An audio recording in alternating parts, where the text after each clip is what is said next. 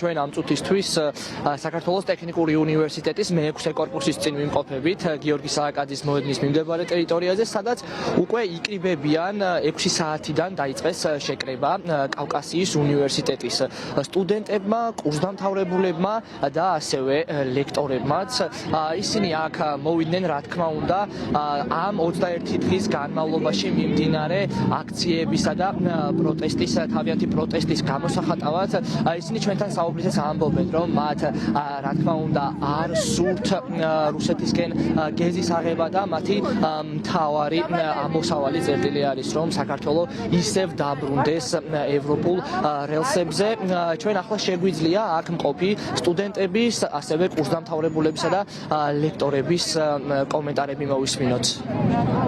26 ოქტომბრის არჩევნები გაყალბდა ჩემი აზრით, შესაბამისად ჩემი პირველი мотивация აქციაზე ყოფნის ეს არის.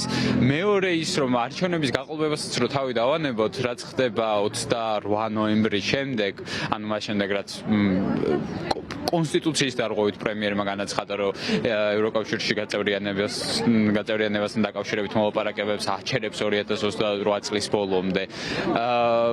ძალადობა, არა ადამიანური მოპყრობა, ყველანაირი კანონის დარღვევით ხალხის დაპატიმრება, სრულმოწმეობა სასამართლოზე. ეს ყველაფერი არ შეიძლება გაგრძელდეს. ამიტომაც, რავი, ჩემი შესაძლებლობების მაქსიმუმი არის ის ალბათ დღესდღეობით, რომ გამოვიდე და გავაპროტესტო და შესაბამისად გავარდა ვაპროტესტო. კავკასიის უნივერსიტეტის წარმომადგენლების მარშის სახელწოდება არის ბრძოლა გრძელდება. ისინი ამბობენ, რომ ბრძოლა არავითარ შემთხვევაში არ უნდა დასრულდეს.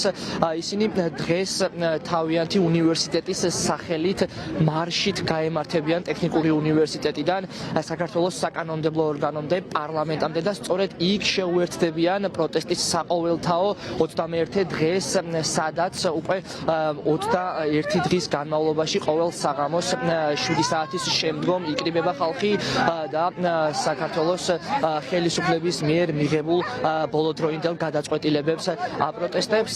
აქ მყოფი ხალხის გეგმა კი ასეთია. ისინი აპირებენ, რომ რამდენიმე ხანში დაიძრან მარშით.